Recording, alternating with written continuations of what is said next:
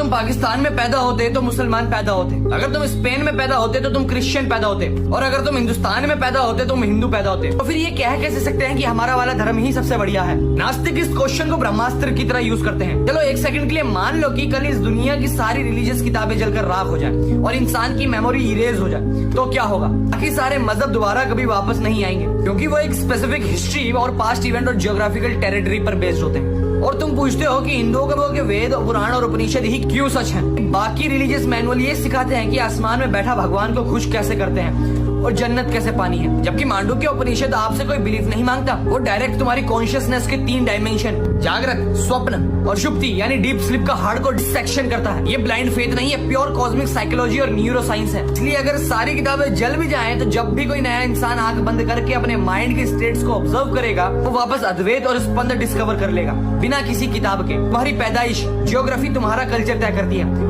Absolute truth नहीं। Spain में पैदा होकर तुम अलग थियोलॉजी सीख सकते हो, बट जब तुम फिजिक्स पढ़ोगे तो लॉज ऑफ थर्मोडायनामिक्स और ग्रेविटी वही रहेंगे जो इंडिया में है। हमारा शास्त्र इसलिए सच नहीं है क्योंकि हम इंडिया में पैदा हुए हैं, इसलिए सच है क्योंकि इसको सच साबित होने के लिए किसी हिस्ट्री या किसी जगह या किसी किताब की जरूरत नहीं है। अपने जियोग्राफिकल एक्सीडेंट को यूनिवर्सल लॉ से कंपेयर करना बंद करो।